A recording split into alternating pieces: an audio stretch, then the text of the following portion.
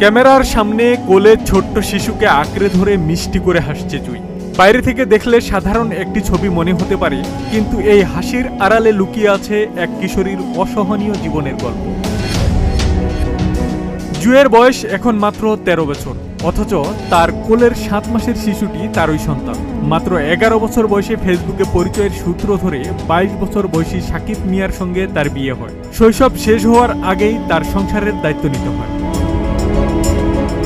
বিয়ের 1 বছরের মাথায় সন্তানের জন্ম, কিন্তু সন্তান জন্মের পরই জীবনে নেমে আসে আরও বড় বিপদ।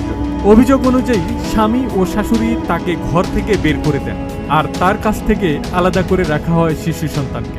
নিজের সন্তানকে ফিরে পেতে শেষ পর্যন্ত আদালতের দ্বারস্থ হয় এই কিশোরী মা। আইনি প্রক্রিয়ার মাধ্যমে পরে সন্তানকে আবার তার মায়ের কাছে ফিরিয়ে দেওয়া হয়।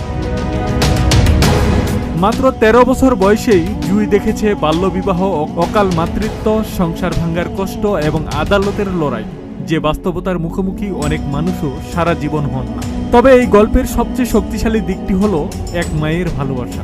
বয়সে সে কিশোরী, কিন্তু সন্তানের প্রতি তার টান, সংগ্রাম আর ভালোবাসা প্রমাণ করে মাতৃত্বের অনুভূতির কোনো বয়স হয় না।